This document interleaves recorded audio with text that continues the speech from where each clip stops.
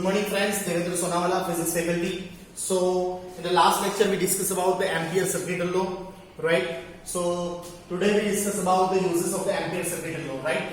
And this one is the first example of Ampere circuit law. And we want to find, using the Ampere circuit law, we want to find a magnetic field due to infinite long conductor. Initially we want to find magnetic field at the perpendicular distance from the infinite long conductor. Okay, right? So to find the magnetic field due to a very long straight conductor carrying electric current using Ampere circuit law, right? Initially we want to find, what we want to find? We want to find magnetic field at point is perpendicular distance, right, from the infinite length of the conductor.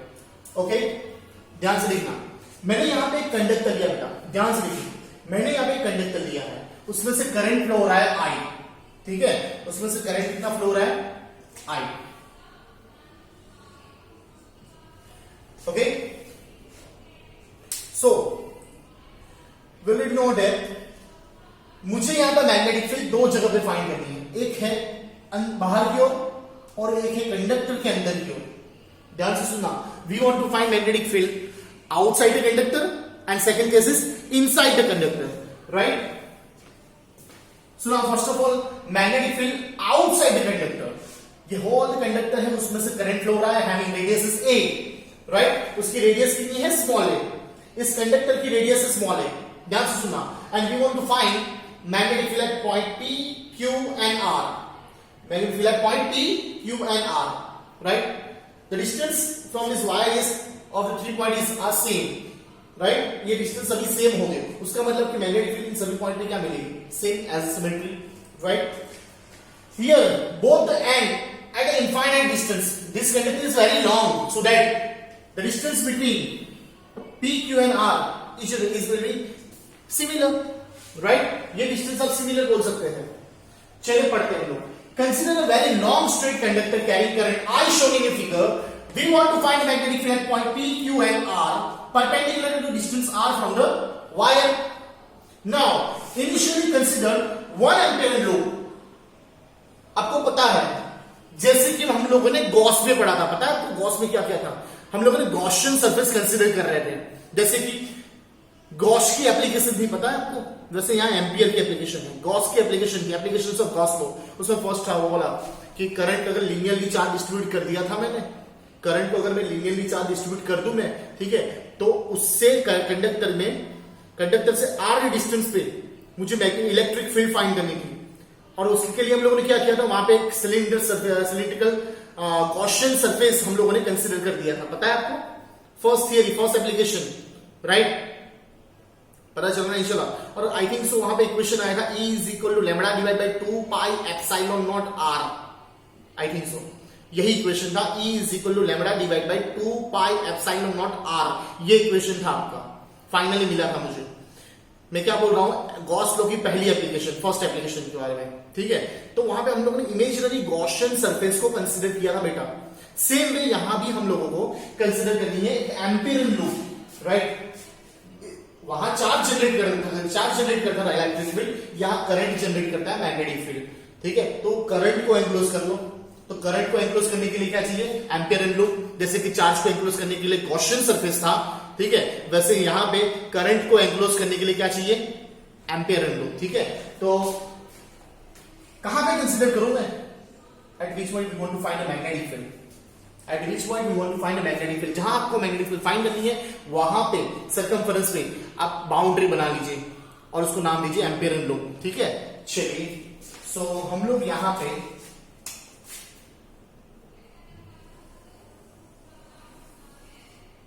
देख सकते हैं आप, मैंने यहां पे एक loop बना ली है, ठीक है?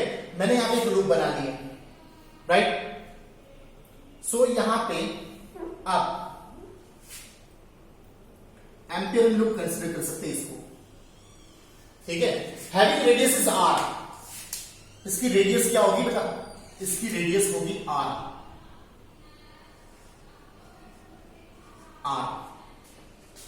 राइट? बेटा पता चला नहीं चला, इस पॉइंट पे मैग्नेटिक फील्ड की डायरेक्शन कैसी होगी? ठीक है, ध्यान से अभी 3D में इमेजिन करो. तो पता लगे बेटा, ध्यान से देखना। 3D में इमेजिन करो तो ही पता लगे, वरना नहीं लगे। भाई ये कंडक्टर, ये वाला मोटा सा कंडक्टर दिया ना मेरे जैसा, ये करंट जा रहा है ऐसे, तो मैग्नेटिक फील्ड होगी यहां अंदर, यहां बाहर, यहां अंदर, यहां बाहर। तो यहां पॉइंट यानी ये कंडक्टर, तो मैग्नेटिक फील्ड कहां होगी यार, अंदर जाएगी ना। तो मैग्नेटिक फील्ड जा रही है अंदर, यहां से बाहर निकल रही है, यानी कि इस लूप के सरकमफेरेंस में ही होगी मैग्नेटिक फील्ड, ऐसा बोल सकता हूं मैं। इस लूप के सरकमफेरेंस में हो सकती है मैग्नेटिक फील्ड, सिंपल यार, ठीक है। तो चलिए यार, तो यहां पे क्या करते हैं हम लोग, एक छोटा सा एक एलिमेंट सिलेक्ट कर लेते हैं।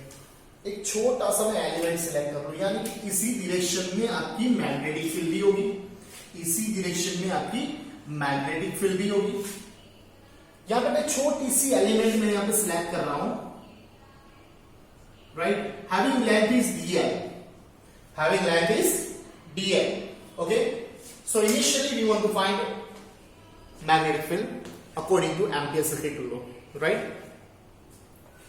एम्पियर सर्किट लॉ हम लोगों ने कल पढ़ा, इक्वेशन क्या था, बोले बोले बोले इक्वेशन क्या था, पता है आपको इक्वेशन क्या था?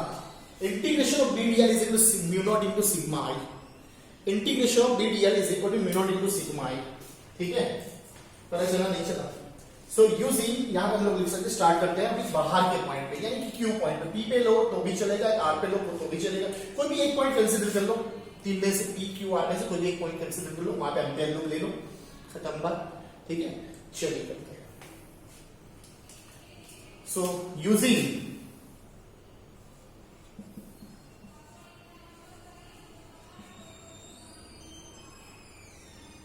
एम्पियर्स लॉ,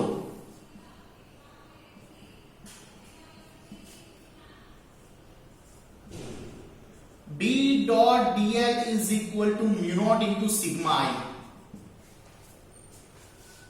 ये इक्वेशन था हमारा, ये इक्वेशन था हमारा, ठीक है। भाई क्या ये एम्पियर लूप ने सारे करंट को एनक्लोज कर लिया, यानी सारे करंट कंडक्टर को एनक्लोज कर लिया, टोटल करंट क्या था आई, यानी सिग्मा आई की जगह लिख सकता हूं मैं I only, right. Here you see that the direction of the magnetic field and dl are same, direction of magnetic field, ये magnetic field की direction और dl ये दोनों सेम डायरेक्शन में है, तो angle between them is 0, so that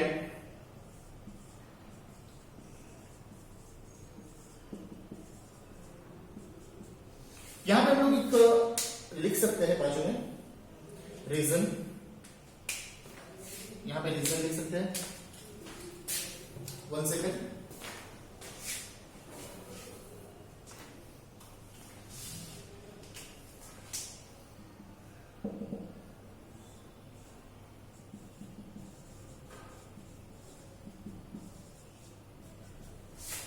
where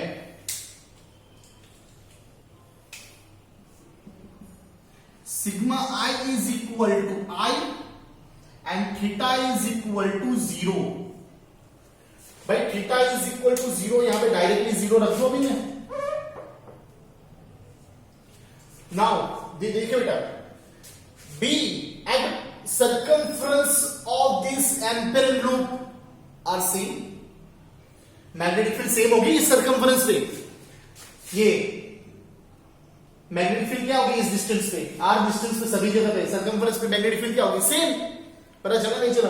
सो यहां पे मैग्नेटिक फील्ड कांस्टेंट होगी, मैग्नेटिक फील्ड को मैं बाहर ले लूं, integration of dl is equal to mu naught into I. भाई इंटीग्रेशन ऑफ dl यानी ऐसे छोटी छोटी छोटी छोटी छोटी छोटी बहुत सारी एलिमेंट को बना लो तो सर्कमफरेंस ऑफ सर्कल हो जाएगा और वो होगा 2 पाई r, right. So b into 2 pi r is equal to mu naught into I, so that b is equal to mu naught I divided by 2 pi r is your final answer।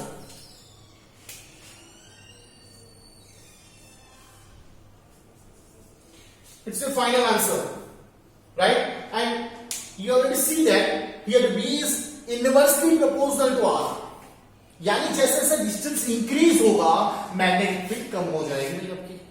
पता चला? यहां पे आप relation देख सकते हैं कि here B is inversely proportional to R. ठीक है, पता चला नहीं चला? नाउ अभी हम लोग जो बात करने वाले बेटा वो है इनसाइड कंडक्टर। कंडक्टर के अंदर एक छोटी सी लूप लेनी है मुझे, यानी उसकी रेडियस तो ए थी, अभी उस ए वाली रेडियस से थोड़ी कम रेडियस लेनी है। ये अंदर वाले कोई पॉइंट पे बात कर रहा हूं मैं। ठीक है, ध्यान से देखना बेटा, अभी मैं बात कर रहा हूं अंदर। दिख रहा है?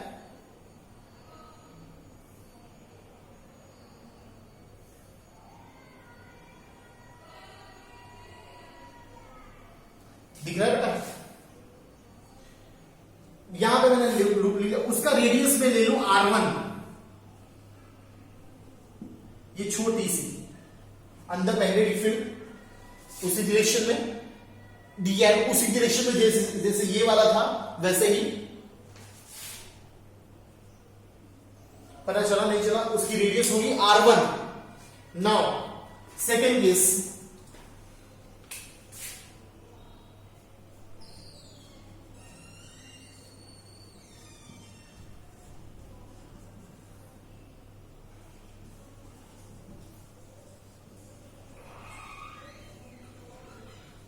magnetic field inside the conductor, so that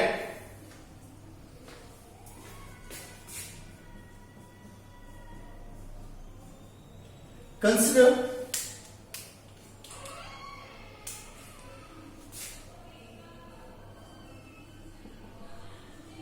one ampere loop,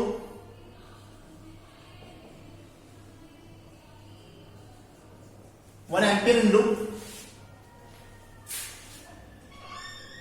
of radius R1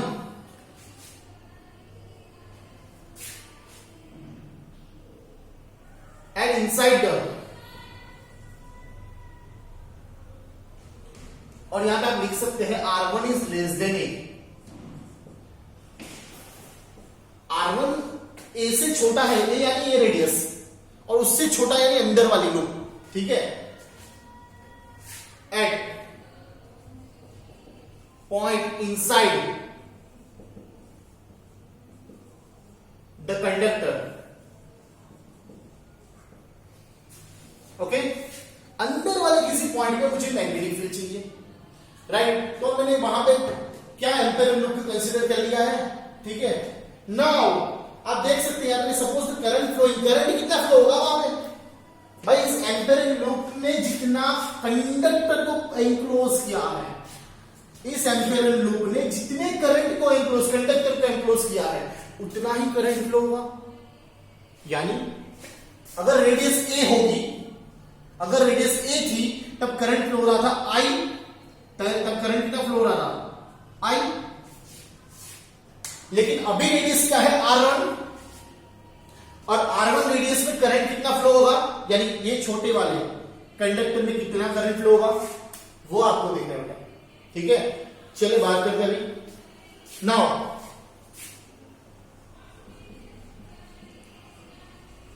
current flowing through, current flowing through conductor of radius R1 is suppose I, यहां पे सपोज कर लेते हैं, नाउ नहीं लिखते, सपोज कर देते हैं कि suppose current flowing through the conductor of radius R1 is I, यानी इस छोटी सी रेडियस वाले एक इमेजिनरी कंडक्टर अंदर बना लो। ठीक है, और उसमें फ्लो होने वाला करंट है IE इनसाइड। ठीक है, आई लिख लेते हैं, कुछ भी लिख सकते हैं आप। ठीक है, पता चला नहीं चला? नाउ बेटा ध्यान दीजिएगा,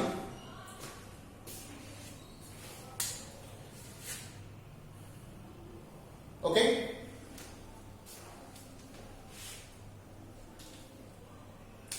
तो आई की पहले बेटा वैल्यू निकालनी पड़ेगी इनको। तो ऐसा बोल सकता हूं मैं, अगर आपका एरिया इनिशियली पहले पूरे कंडक्टर का क्या था, क्रॉस सेक्शन एरिया पाई ए स्क्वायर, अगर पाई ए स्क्वायर में आई जितना करंट फ्लो हो रहा है तो पाई R1 स्क्वायर में कितना करंट फ्लो होगा, ऐसा लिख सकता हूं मैं। पाई ए स्क्वायर पूरा कंडक्टर में कितना करंट फ्लो हो रहा है, आई जितना।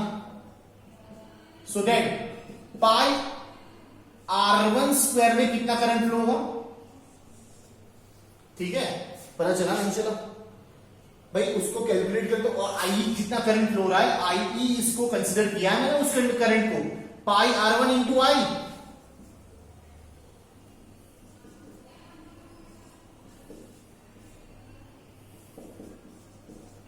ये आई भाई, पाई पाई यहां से छम्मा छम्मा हो जाएगी, पाई पाई कैंसिल आउट हो जाए, ठीक है।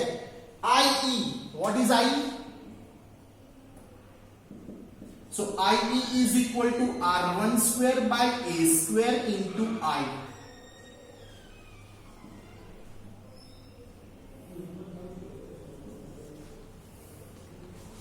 दिख रहा है ना? चलिए बढ़िया भाई, बहुत अच्छा।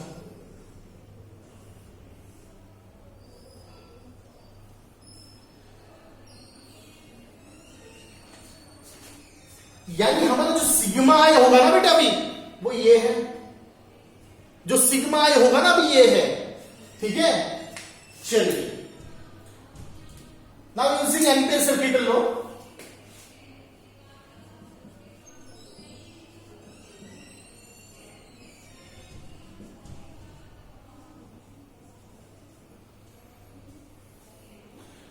भाई एम्पियर लॉ क्या था,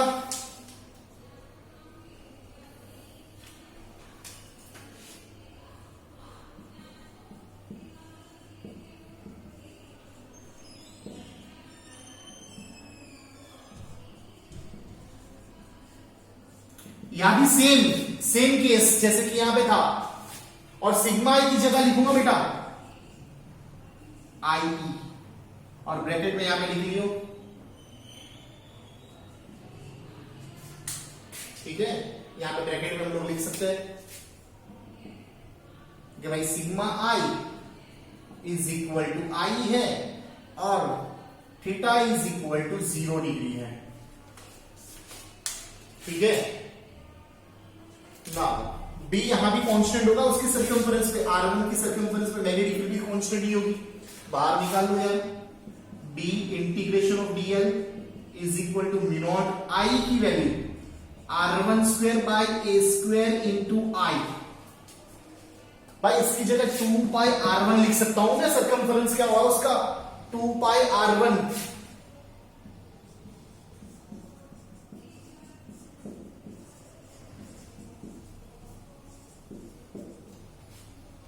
भाई R1 सामने सामने से एक दूसरे को मार देंगे, ठीक है ना। R1 मार देंगे एक दूसरे को, ये R1 गया, एक R1 गया, ठीक है। चलो बाकी जो बचा वो लिख लीजिए। बाकी क्या बचा भाई, बाकी बचा B is equal to 2 pi denominator में चला जाएगा, mu naught R1 I divide by 2 pi A square.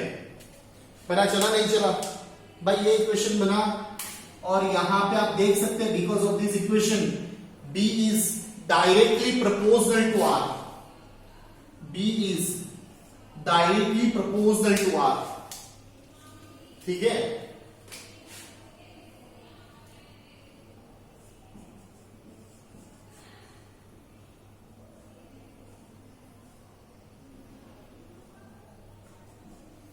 B is directly proportional to R, ठीक है।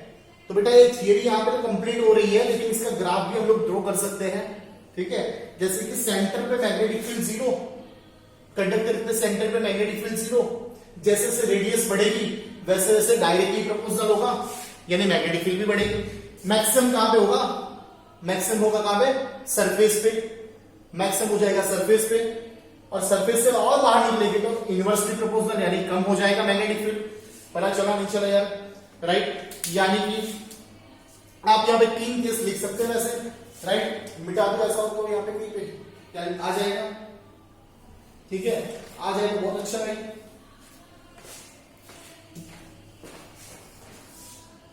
हाँ थोड़ा जगह है, लिख लेते हैं, आपको भी दिखाई देगा बेटा, ठीक है।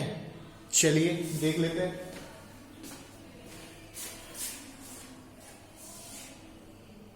सो यहां पे मैं थोड़ी जगह में लिख लेता हूं मैं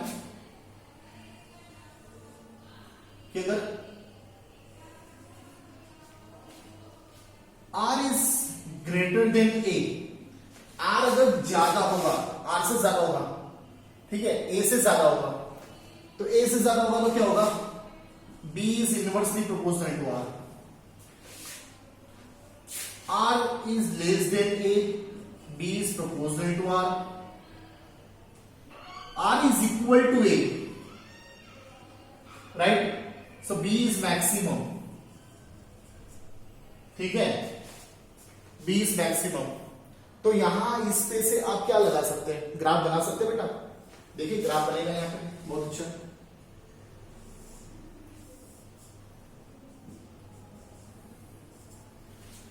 ओके, इनिशियली सेंटर में मैग्नेटिक फील्ड क्या होगी बेटा, सेंटर में मैग्नेटिक फील्ड क्या होगी, जीरो, यहां पे मैग्नेटिक फील्ड जीरो होगी स्ट्रेट।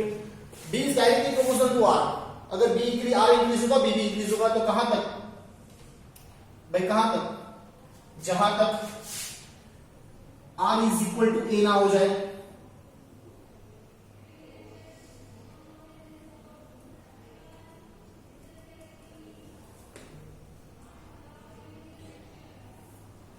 और बाद में कम हो जाएगा, डिक्रीज हो रहा है, ये ग्राफ ऐसा होगा, ठीक है। यानी ये वाला क्वेश्चन आप लिख सकते हैं यहां पे, ये बी मैक्सिमम, ये आर इज इक्वल टू ए,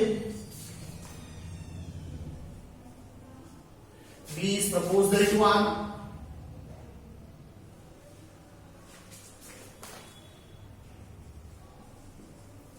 और यहां पे B is inversely proportional to 1 R. तो ऐसा बेटा ग्राफ बनेगा लास्ट में, पता चला नहीं चला, तो इस तरह से आप उसकी कैलकुलेशन कर सकते हैं, राइट। आउटसाइड में ये इक्वेशन बहुत इंपॉर्टेंट है, ये इक्वेशन बहुत इंपॉर्टेंट है। मैं आपको बताऊंगा कि भाई ये इक्वेशन दूसरे तरीके से कैसे फाइंड किया जाता है, जैसे कि नीट एलजीडब्ल्यू में हम लोग कैसे फाइंड कर सकते हैं इक्वेशन, ठीक है, और इसका यूज क्या है, उसका यूनिवर्सल, ये इक्वेशन हम लोग यूनिवर्सल इक्वेशन होगा, उससे हम लोग फाइंड करेंगे, ठीक है। पता चला नहीं चला। सो ये थ्योरी बहुत बेटा इंपॉर्टेंट है, एंट्रेंस ऑल्सो, ये एग्जांपल्स बहुत काम लगेंगे, आपको ये याद रखना है, राइट। पूरी थ्योरी बहुत इंपॉर्टेंट बेटा, ठीक है, देख लीजिए एक बार।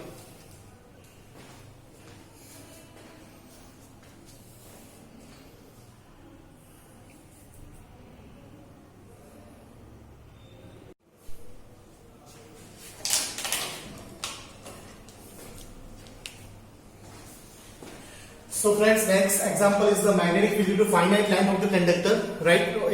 So in the above examples, about theory, we want to find the magnetic field due to infinite long conductor, current carrying wire, and at a point which outside the conductor, we want to find the equation is B is equal to mu naught I by 2 pi r, right? So now this equation we already find because of this theory or these examples, right?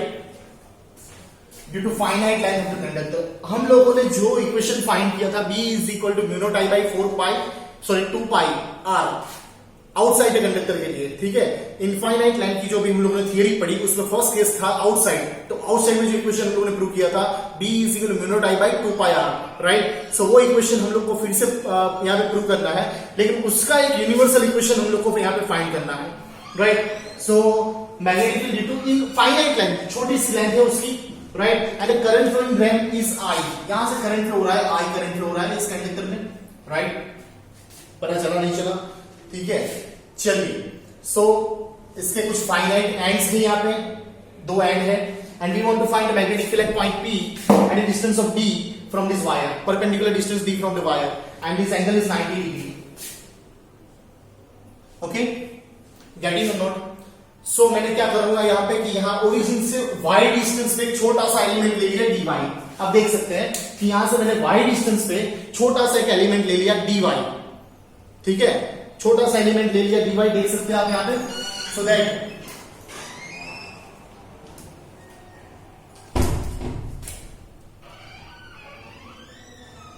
ये angle जो subtend कर रहा है वो होगा D theta, और ये होगा theta, okay.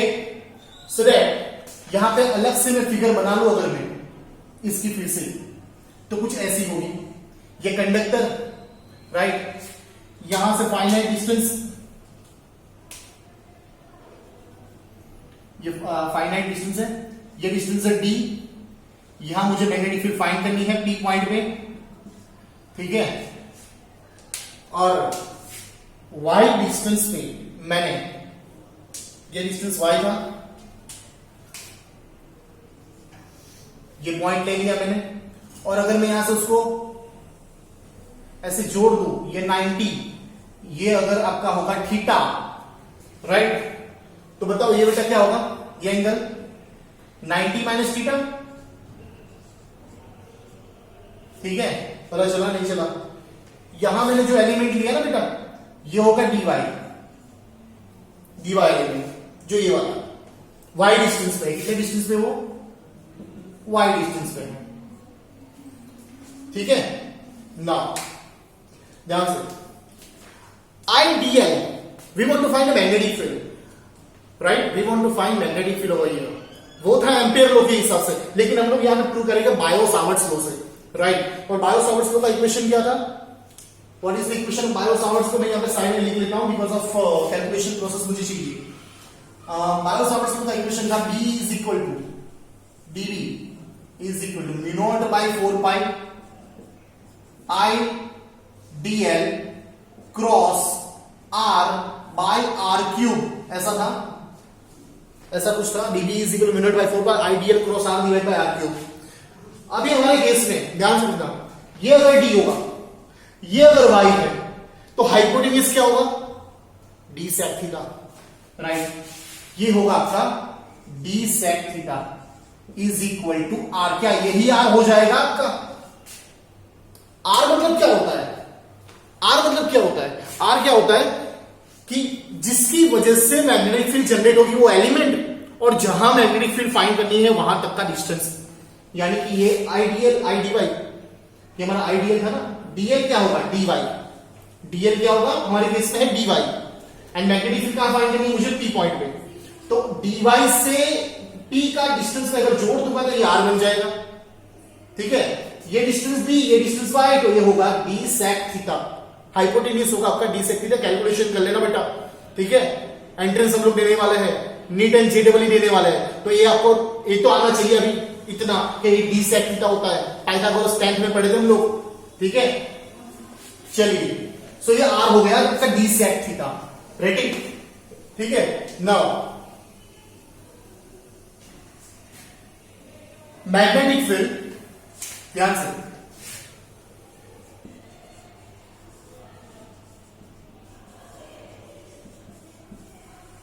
Due to small element dy is क्या होगा dB, बेटा मैं इक्वेशन लिख रहा हूं ध्यान से भी, dB mu naught by 4 pi I, भाई dl की जगह क्या रखूंगा मैं, dy, छोटा सा एलिमेंट, dl की जगह हमारे केस में dy है, क्रॉस r, ये r divide by r cube. What is r,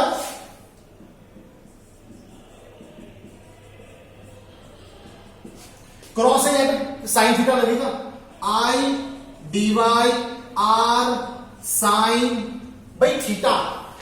What is the angle between dy and r? dy और r के बीच में एंगल कितना होगा, ये वाला मत लेना है, मुझे dy को r की डायरेक्शन में रोटेट करवाना है, ठीक है। dy क्रॉस r है, dy क्रॉस r मतलब ये dy, ये dy, ये r, तो dy और r के बीच का एंगल, dy को r की तरफ ऐसे रोटेट करवाना है, तो ये वाला एंगल नहीं, ये एंगल आएगा। ध्यान से देखना बेटा,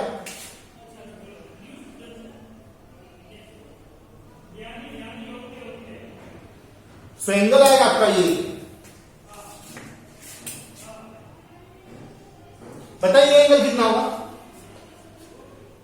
टोटल 180 माइनस 90 माइनस थीटा, सो 180 माइनस 90 माइनस माइनस प्लस हो जाएगा थीटा, यानी कि 90 प्लस थीटा होगा। 180 माइनस 90 90, और ये होगा माइनस माइनस प्लस थीटा, यानी ये एंगल होगा 90 plus theta. Okay, so sine 90 plus theta. और बेटा एक काम करते हैं हम लोग, सॉरी अभी एक स्टेप और लिख लूंगा, 90 plus theta divide by R cube. ठीक है, यहां से कार कैंसिल कर लू, मैं यहां से कार कैंसिल कर लू, एक आर में एक आर को मार दिया, 2 बच गए।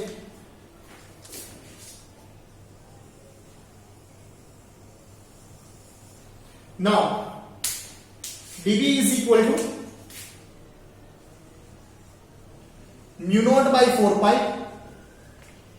I dy sin 90 plus theta, tag में आ चुका cos थीटा। ठीक है, and what is the value of r? r की वैल्यू मैंने ऑलरेडी सिलेक्ट कर ली है, क्या है? D sec theta. सो यहां पे होगा D square sec square theta. पता चला नहीं चला? चलिए मैथ्स में जो लोग मैथ्स अभी पढ़ रहे हैं वो लोग इसको समझ पाएंगे, सॉल्व कर पाएंगे। यहां पे मुझे अभी सपोज करना पड़ेगा, क्या सपोज करना पड़ेगा? ठीक है, कि टेन थीटा यहां पे लेना पड़ेगा, क्योंकि सेक के बेस पे यहां पे फॉर्मूला है आपका, राइट? इसको इक्वेशन नंबर दे देता हूं मैं।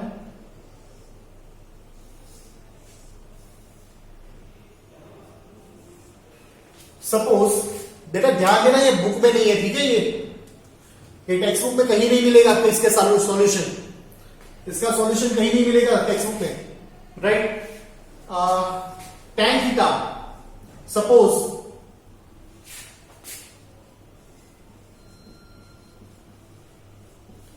Ten theta is equal to, यहां पे tan theta is opposite side divide by adjacent side, y by d, so that y is equal to d tan theta, so that dy is equal to d sec square theta d theta। भाई पता चला नहीं चला? tan theta का differentiation करेंगे आएगा sec square theta, ठीक है? tan थीटा का डिफरेंशिएशन करेंगे क्या आएगा? sec square theta d theta. तो आपके पास दो वैल्यू आ चुकी है, एक तो y की वैल्यू आ गई, एक सॉरी dy की वैल्यू आ गई, ठीक है? तो dy की वैल्यू यहां पे सब्स्टिट्यूट कर सकते हैं आप।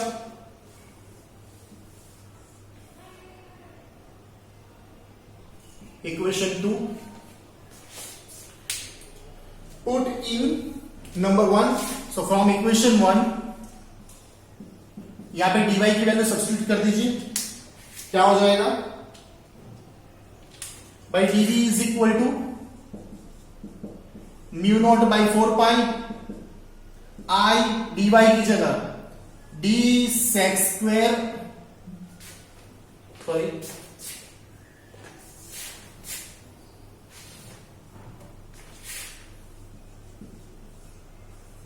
सेक square theta d theta cos theta divide by d square sec square theta. बेटा यहां से आप देख सकते हैं क्या बढ़ जाएंगे, डी ने डी को मार दिया, एक सेक स्क्वायर थीटा कैंसिल, बचा कौन? सिर्फ कॉस थीटा, कुछ नहीं बचा, सिर्फ कॉस थीटा बचा।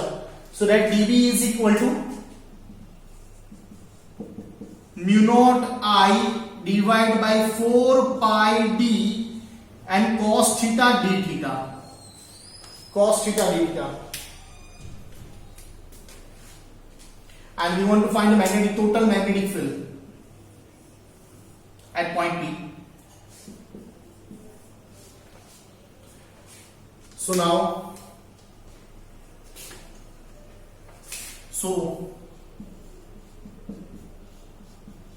total magnetic field at point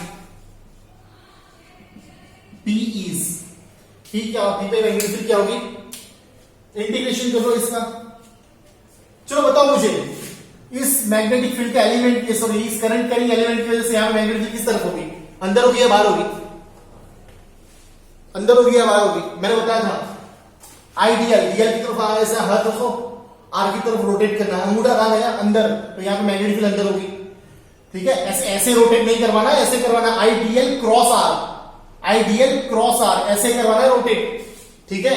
तो यहां पे मैग्नेटिक फील्ड अंदर होगी। तो ऐसे एलिमेंट में कंडक्टर पे कहीं पे भी लो, ऐसा एलिमेंट में कंडक्टर पे कहीं पे भी लो, ऊपर लो नीचे लो, सभी में कहा आएगी, अंदर ही आएगी। पता चला नहीं चला? सभी में अंदर अंदर ही मैग्नेटिक फील्ड आएगी। ठीक है, चलिए, so that B is equal to integration of dV, okay, magnetic, we want to find only magnetic, so that mu naught I by 4 pi d बाहर निकाल दो,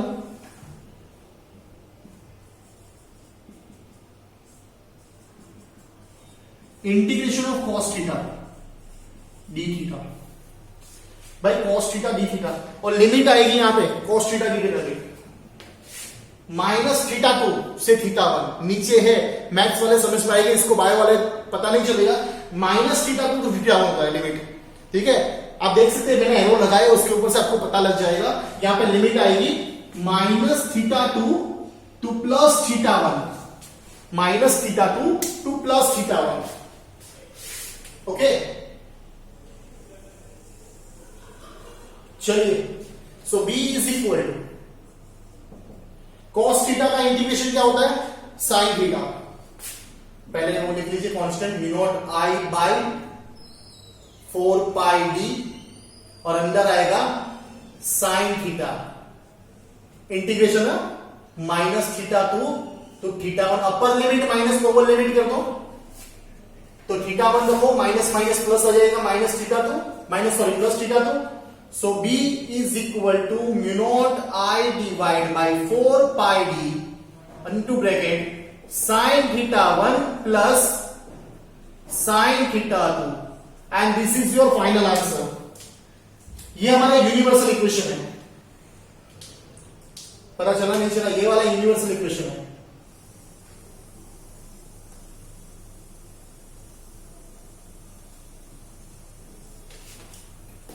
mu naught I by 4 pi d sin theta 1 plus sin theta 2, ये universal है, पता चला नहीं चला? यहां थियरी कंप्लीट होती है, लेकिन मैंने आपको बताया था, right, using Ampere circuit law we want to find magnetic field at perpendicular distance from the wire infinite length, और आउटसाइड कोई पॉइंट पे मैंने मैग्नेटिक फील्ड की इक्वेशन क्या फाइंड की थी लास्ट थियरी में, mu naught I by 2 pi d। ठीक है, तो यही इक्वेशन में से मैं बनाऊंगा mu naught I by 2 pi d। ठीक है, जैसे देखिए फॉर एग्जाम्पल, ध्यान से देखना, infinite, both the end is infinite, both the end are going to infinite distance, right, and we want to find magnetic field at this point d distance, यहां पे magnetic field find करनी है। ठीक है, case ये है, मुझे इस पॉइंट को दोनों एंड को जोड़ दो, दोनों एंड पे जोड़ दो, जैसे कि यहां मैंने कनेक्ट कर लिया ना, वैसे यहां भी मैं मुझे कनेक्ट करना, तो बात सुनो, मैं अगर इसको और इसको कनेक्ट करने चाहूंगा तो क्या ये लाइन पैरेलल हो जाएगी ऐसे, क्योंकि ये इनफाइनाइट पे है, ये इनफाइनाइट पॉइंट पे होगा, तो उसका मतलब कि ये लाइन पैरेलल होगी ये लाइन से, ये लाइन पैरेलल होगी ये लाइन से। हाँ, पता चला नहीं चला? अगर पैरेलल होगी, अगर ये लाइन पैरेलल है, ठीक है, तो बताइए यहां पे एंगल कितना बनेगा, यहां पे एंगल कितना बना, 90, यहां पे एंगल कितना बना 90, तो theta 1 is equal to 90 and theta 2 is also 90। पता चला नहीं चला? इस इक्वेशन में थीटा 1 एंड थीटा 2 90 रख लो, sine theta 1 sine 91 so 1 plus 1 2 हो जाएगा,